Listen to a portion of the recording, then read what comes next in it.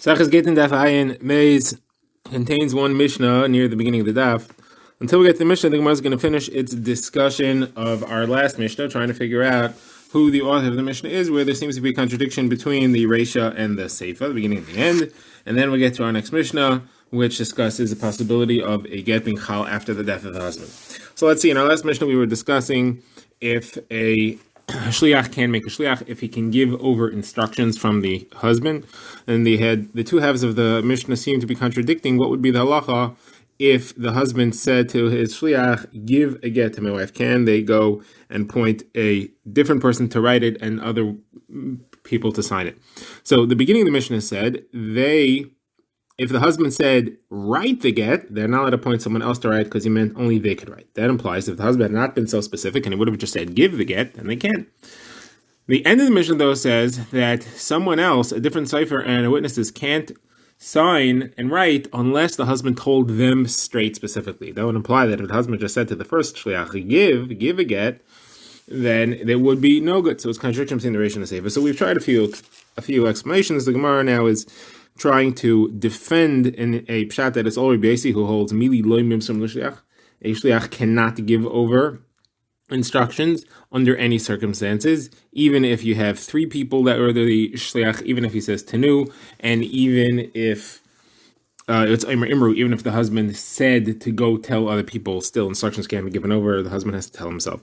And the Gemara explains there's no contradiction. The Mishnah is in a style called Imru, where first it tells you a smaller chiddush and then moves on to the bigger chiddush. So it starts off saying, if the husband said, write the get, if he told the shliach, you write the get, so then certainly you can't give it over to anyone else. Not only that, but even if he said give, or even if there were three people there, or even if he said, tell someone else to make the get happen, tell someone else to write, Imru, all those are no good, and that's the end. The only situation in which someone else can write it is if the husband went to that person and said, you write. They have to have direct authorization from the husband. The Gemara quotes a brisa to support this halacha. It's brought by Rav Ashi. Rav Ashi says that if a sefer wrote a get lishma for this woman, and witnesses signed it for this woman specifically, even though it was written and signed lishma, and the husband took the get and gave it to his wife, it's no good until they hear the voice of the husband appointing them to write. Rashi says we're talking here even if the shliach that told them to do it was an imru, it's no good. They have to hear it from the husband himself, and therefore this supports Rabbi Yosi. This is showing Rabbi Yosi's halacha here.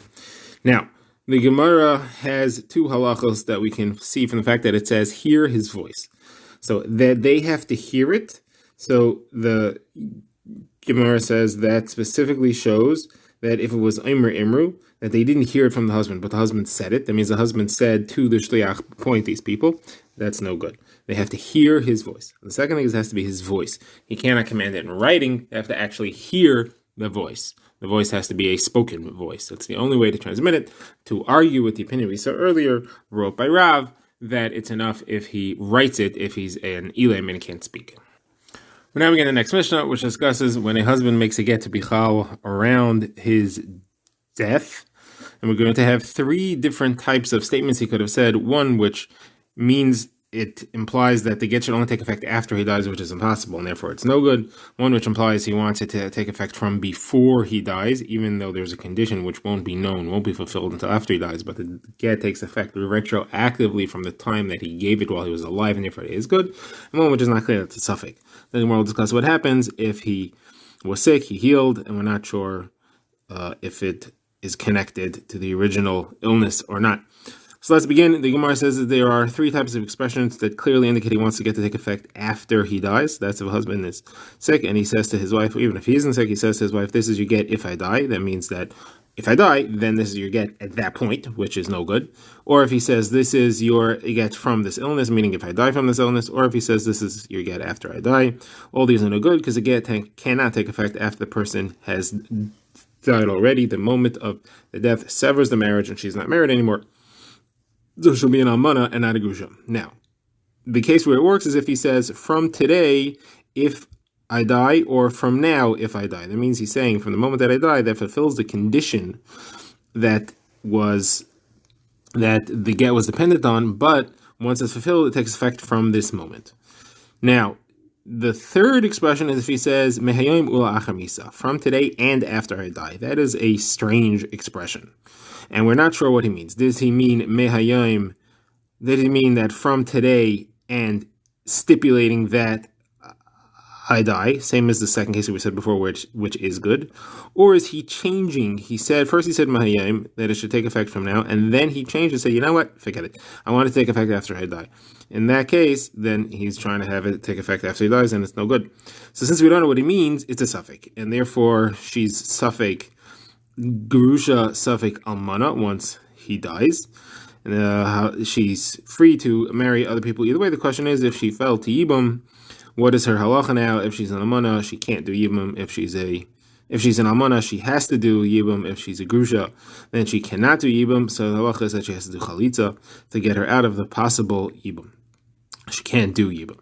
Now, the last case is as follows. If he says, here's your get from today if I die from this illness.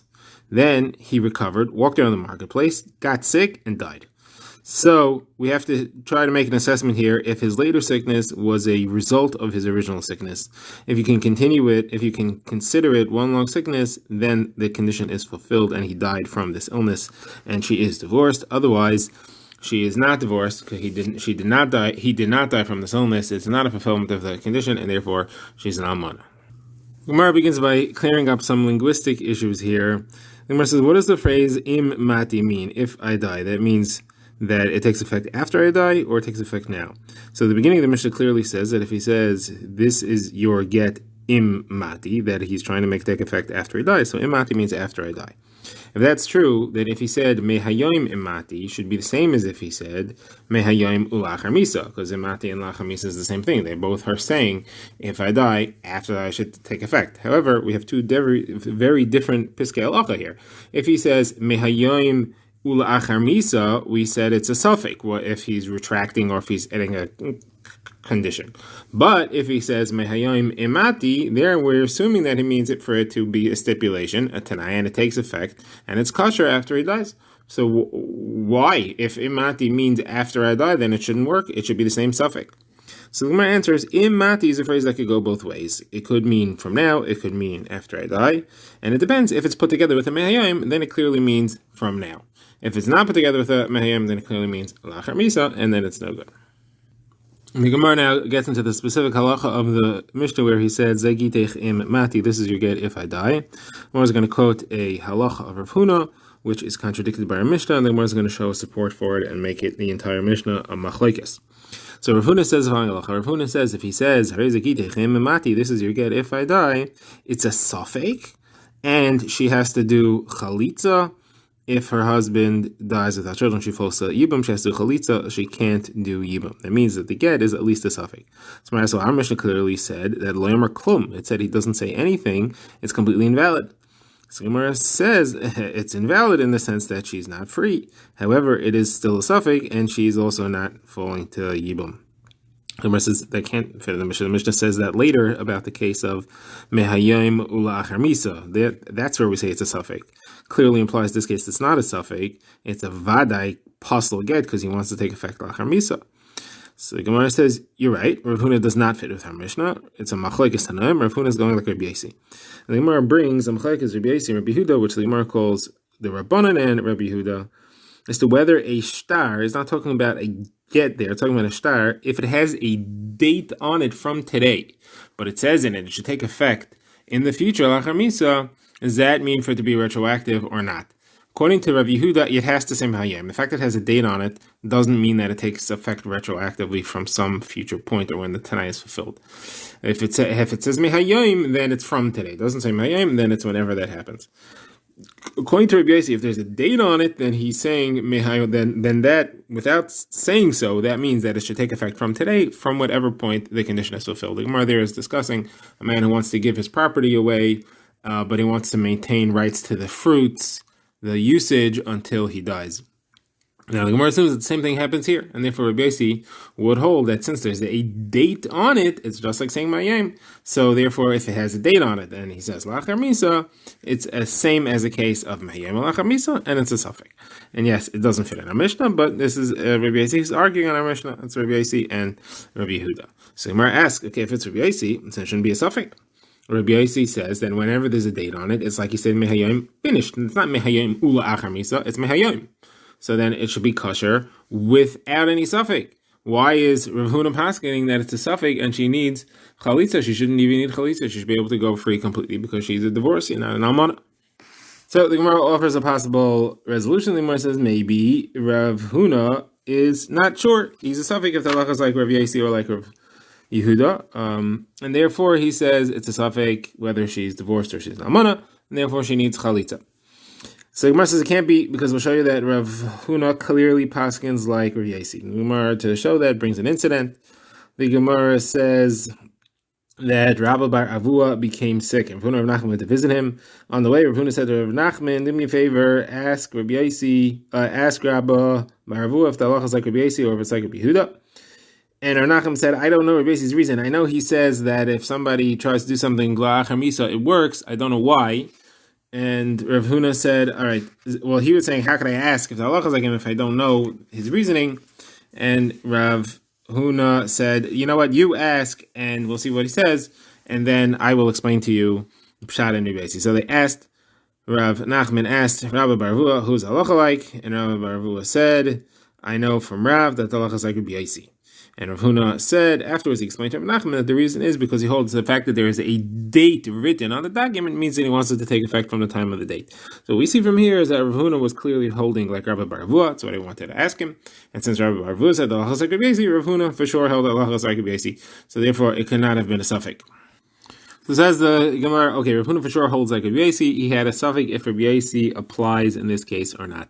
Maybe there's a difference between Rabbi Yossi's case and this case. The case of Rabbi Yossi, which is Masechus Baba Basra, is where all the elements were written in the get itself. It said that it should take effect after. He's not talking about a get there, he's talking about a shtar matana, but it was written in the contract that it should take effect after he dies, and there is a date on it. So Rabbi Yossi says those two elements means retroactive from when it happens. Here, though, it was not written in the get. The get says a date on it. That doesn't show anything about a stipulation and should only take effect after he dies. He orally gave the get to, when he gave the get to his wife, he orally said it should only take effect after I die.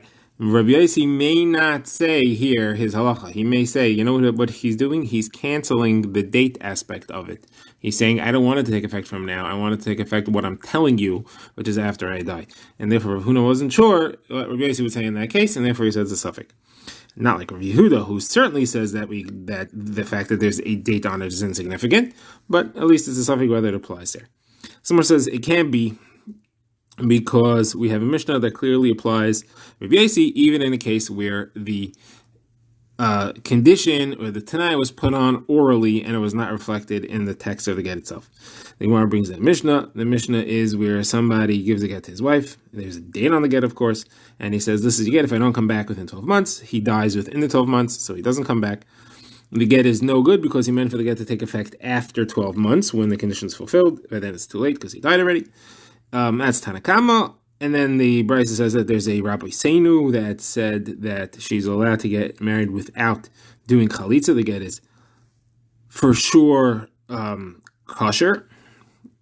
Who is that Rabbi Seinu? That's who are arguing on the Tanakama. Rabbi Seinu are saying that because there's a date on it, he wants it to take effect from the time of the date retroactively.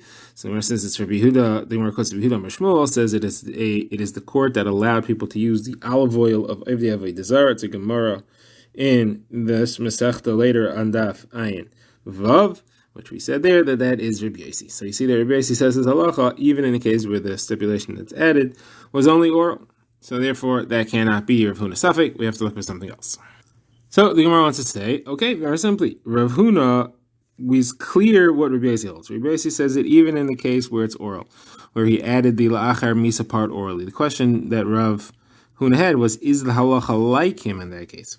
We know that the halacha is like him where everything is written in the contract. we know that Rabbi Yossi says is halacha, even if the Tanai is oral. Question is halacha like him as Tanai is oral? That's a suffix, and therefore he says it's a suffix what the halacha is halacha maisa. So Gemara shows that this can't be, because we'll show that Rava clearly paskins this way. Where do you see Rava paskining this way? So the Gemara quotes two halachas that Rava says, each of them with two cases. So the following are a kosher get because it means mehayim. This husband says to his wife, here's your get. He says, harei zagitech, and then he says, imati, if I die, or she'ani meis, in the case that I die. These are good because the Gemara is going to explain why. If, however, he says, kisha omos, or la'achar misa, when I die, or after I die, those are no good because he's clearly trying to make it chal after he dies.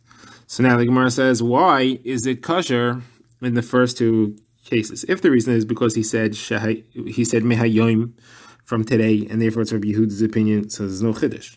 Our Mishnah said clearly, if a guy says mehayom, it's kosher. What's the problem? Mehayom im mati, mehayom shani meis. Of course, he's saying from today, on the condition that I died, there's no chiddush there, and therefore that cannot be the case. So it has to be that he didn't say mehayim, and it's Rabbi Yossi. Rabbi Yossi is the only one who says that that's kosher, and the reason is because there's a date. Now, here, it's oral. So clearly, we're paskening like Rabbi Yossi, even if the Tanai is balpeh, even if Tanai is oral. So you can't tell me it's a shayla of whether he holds it or not. So the Gemara says, you're proving me that Rava paskens like him. You didn't prove that Rav Huna paskens like him. Rav Huna could have had a suffix. And the Gemara says, by the way, you could go with the original halacha, with the original pshat in Rava, and you could say that Rava was actually saying it where he said mehayim, he's passing like Rabbi Yehuda and not like Rabbi Yossi. And the chiddush here is that these phrases we haven't met before, where he says sha'ani meis, that's the same as imati, that's a tanai, not saying that it takes effect later. And then if he says kisha omos, then that is the same as la'achami, that's the same as after I die. He's saying when I die, meaning after I die, and not a stipulation. And therefore he's adding, that's a chiddush here as to what those two phrases mean. The Gemara now brings a whole different version of what Rav Huna said, and a whole different version of the discussion that follows. The Gemara says Rav Huna was referring to the line in the Mishnah where it says, Ze gitech la'achar misa, where it says, if the husband said, this is your get after I die, so the halacha is lo yamar klum, it doesn't say anything because he means it to be chal after he dies. And on that Rav Huna says that Rabbi Yossi would require chalitza. Now, what Rav Huna is doing there is saying that Rav Yossi, in a standard case, is like the Rabbanon in a case of Mehayim L'achar Misa. Because Rav Yossi says that having the date on there makes it as if he had said Mehayim. So Gemara asks, so then Rav Huna's halacha is Pashut. Because Rav Yossi's no Mehayim is the same as Rabbanon's Mehayim. So if he says Mehayim L'achar Misa, the Rabbanon said it requires Chalitza because it's a suffix. Going to Rav Yossi, if there's a date on there and he says L'achar Misa, it should be Pashut that you require Chalitza because it's a suffix. So Gemara answers, no, there's another opinion out there that we're forgetting. There's the opinion of Rebbe. Rebbe holds that the case of Mehayim L'achar Misa is not a suffix. Rebbe holds that Mehayim L'achar Misa is a kosher get. He definitely means to say Mehayim. And therefore, you may think that Rabbi Yossi holds the same way. And therefore, Rabbi Yossi would also say that it's a kosher get for sure. Therefore, Rav Huna is telling me no. Rabbi doesn't hold like Rabbi Yossi, and Rabbi Yossi doesn't hold like Rabbi. And therefore, there's nobody who holds of this halacha that if he says L'achar Misa, it is a kosher get. Everybody agrees it's a suffix, and you have to do chalitza. Now, well, everybody meaning Rabbi Yossi. But Rabbi Yossi doesn't hold like Rabbi to say that it's vadei kosher, and Rabbi doesn't hold like Rabbi Yossi to say that the date means anything. So no one holds that it's a vadei kosher get. Now, the Gemara